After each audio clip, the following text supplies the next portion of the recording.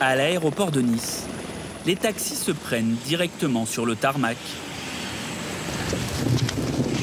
Prenez place sur les places arrière, vous avez un marchepied juste ici. D'accord. D'accord. Voilà. Sur la tête. Jacqueline, créatrice de mode, et Gwen, directeur commercial, ont choisi l'hélico-taxi pour se rendre à Monaco. 20 km, 6 minutes de vol, 800 €. On voit déjà le rocher avec sur la gauche du rocher tout en haut. On voit le palais. En voiture, le couple aurait mis plus d'1 heure à cause des embouteillages. Bonjour. Bonjour, bienvenue. Merci. Bonjour. Là, on serait peut-être au bout de la promenade, les Anglais. Oui. Non, c'est très pratique, très rapide, il n'y a pas beaucoup de formalités. Et, voilà, et puis là, on est au pied du rocher. À peine ses premiers passagers déposés, Nicolas le pilote repart chercher de nouveaux clients. Sa compagnie est spécialisée dans les courts trajets vers Monaco, Cannes ou Saint-Tropez. En pleine saison, on a les 6 machines qui tournent toute la journée sur la totalité des destinations. Et elles tournent en 7-8 heures par jour. C'est un impact écologique énorme, l'hélicoptère, non? Alors comparé à la voiture, c'est pas forcément pire. C'est même peut-être mieux. Contrairement à ce qu'il affirme, un trajet Nice-Monaco en hélicoptère est au moins 4 fois plus polluant qu'en voiture. À Nice, un hélicoptère décolle toutes les 10 minutes. Un avion toutes les 3 minutes.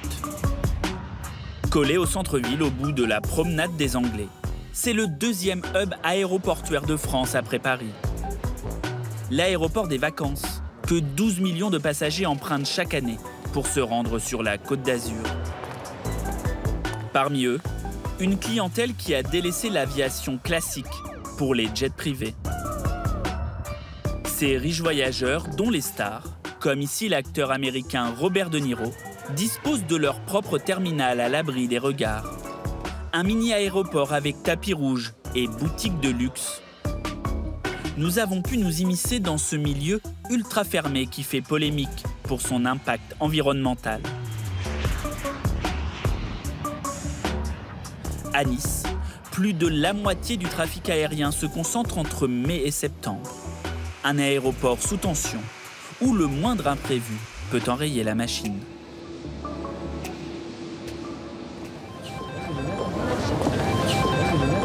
Allô ? Oui, bonjour, c'est le poste de police au terminal 2. Dites-moi. Quand sonne le téléphone de Teddy Humberset, c'est rarement une bonne nouvelle. On va essayer de voir ce qu'on peut faire. Teddy assure la coordination des 2 terminaux publics de l'aéroport. T'as vu à peu près où ils en sont ou pas? Pour Édimbourg. Non, ils vont pas fermer.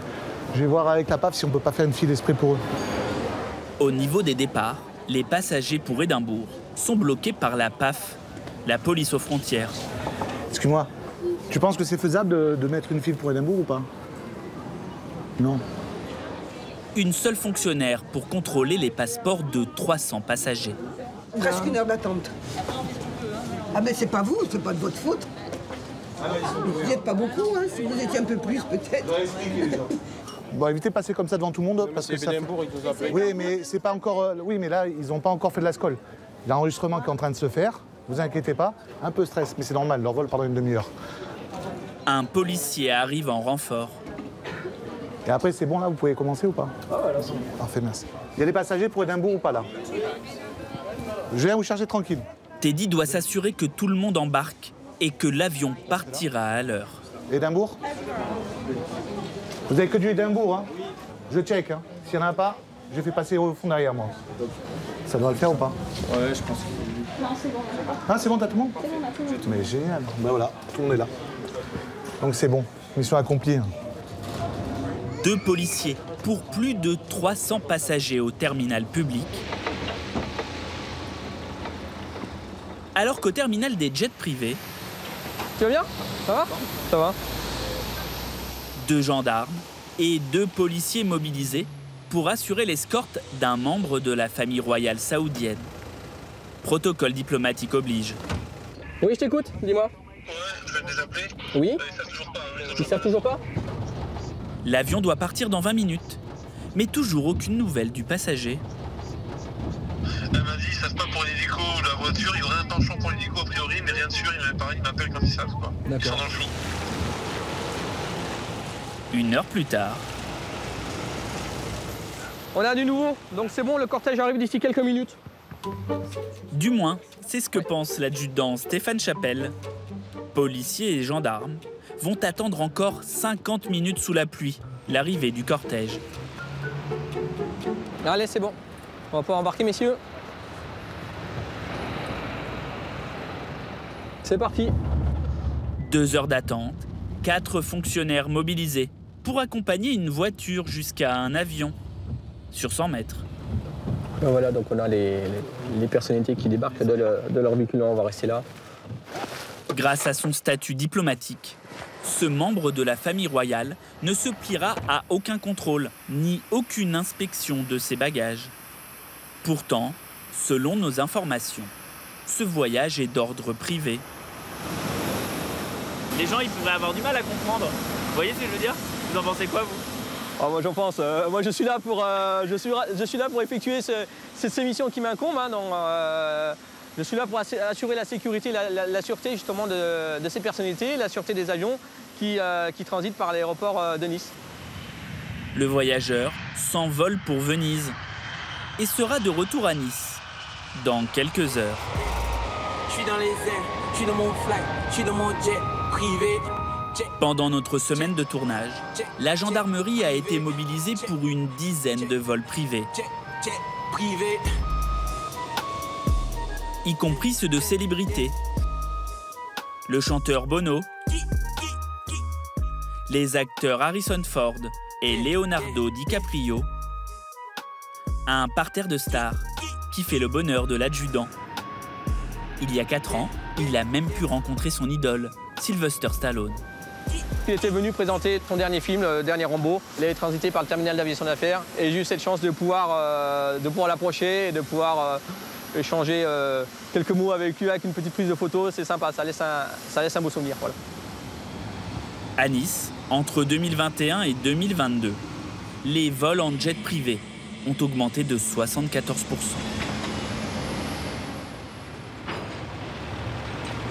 À Venise, au terminal affaires, Caroline, nice to meet you. How are you?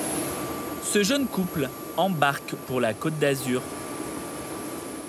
Caroline, une joaillère qui vit à Dubaï, et son compagnon ont déboursé 10 000 € pour 1 heure de trajet. 166 € la minute de vol. You have like white wine or yes. À ce prix-là, Thank you. le couple dispose de son hôtesse de l'air personnelle, un grand cru et un déjeuner dont le menu a été choisi la veille par Caroline. Oh, c'est bueno. Aprovecheme. C'est un restaurant dans un avion. Fille d'un diamantaire, Caroline est une habituée des avions privés. Premier vol en jet à 7 ans. Ce petit avion 6 places n'a rien d'exceptionnel pour elle. C'est quoi le truc le plus fou que vous ayez eu dans un avion privé? Ce que j'ai vu, ce serait une chambre dans un avion. Vraie chambre? Une vraie chambre avec salle de bain, lit, une chambre. Une chambre. Vous alliez? C'est secret. Caroline est attendue dans 1h30 à l'hôtel Martinez de Cannes pour proposer ses créations aux célébrités qui vont monter les marches du festival. I think if she's wearing the white gold, maybe she can wear this one too. Yeah. You know? Il y a à peu près 20 000 €. 20 000 € de bijoux. Donc je ne veux pas prendre le risque de prendre un avion de ligne et de les perdre en soute. J'aurais dû payer une compagnie de sécurité qui me les envoie là où je vais, mais au final, si je dois payer à chaque fois là où je voyage les bijoux avec une sécurité, ça me coûterait beaucoup plus cher au final que de prendre un jet. Pour ce trajet de 445 km, le couple pollue 10 fois plus que s'il avait pris un vol commercial. Ce jour-là, il y en avait 2 entre Venise et Nice. Dans tous les cas, si c'est pas moi qui aurais pris ce jet, quelqu'un d'autre l'aurait pris. Donc, Si on interdit les jets dans 1 an, bah c'est pas grave, je prends l'avion normal. C'est pas un problème. C'est pas un problème. Ok. Thank you for the flight. Thank you. Have a nice day. Bye. Dans l'aviation privée, toutes les folies sont possibles.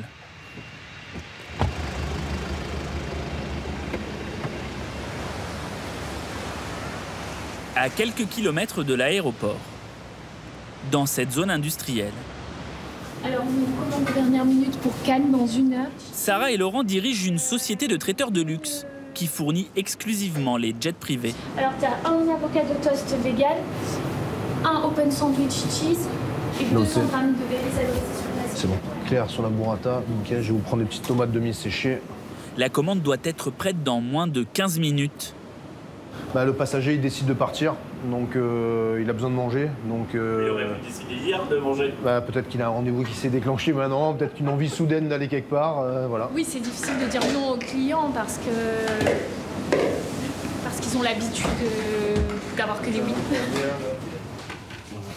À la carte, salade, club sandwich, très classique.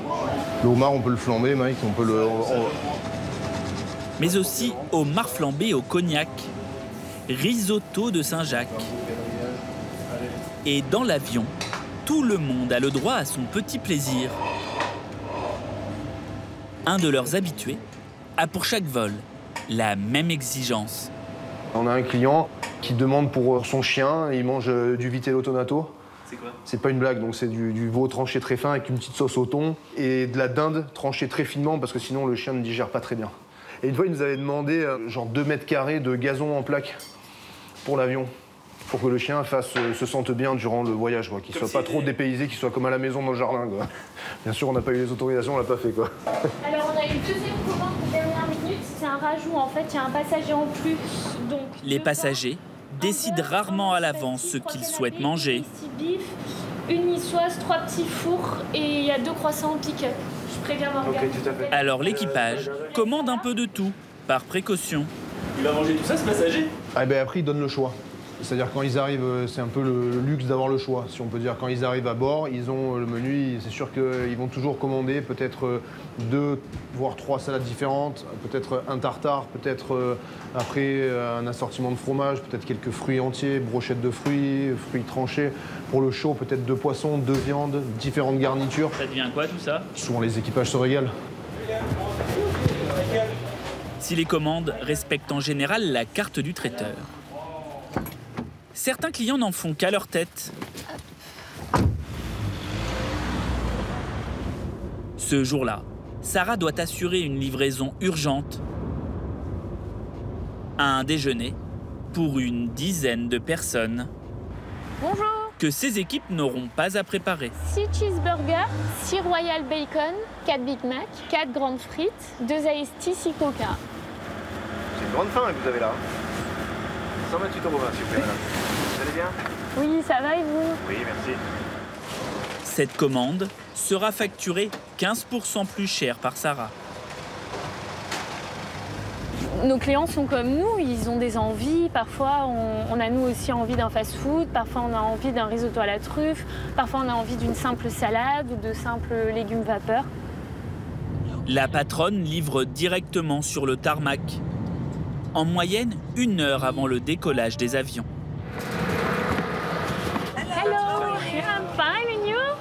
Elle n'a de contact qu'avec l'équipage. The éclair, the fresh juices. Entre le Festival de Cannes et le Grand Prix de Monaco, le mois de mai constitue la plus grosse période d'activité pour le business des jets privés en Europe. L'aéroport de Nice est saturé.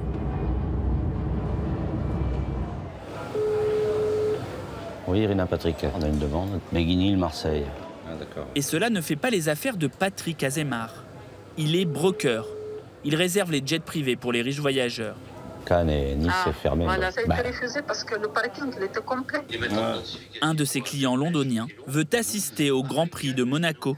Mais pour atterrir à Nice, plus aucun créneau, ce qu'on appelle un slot.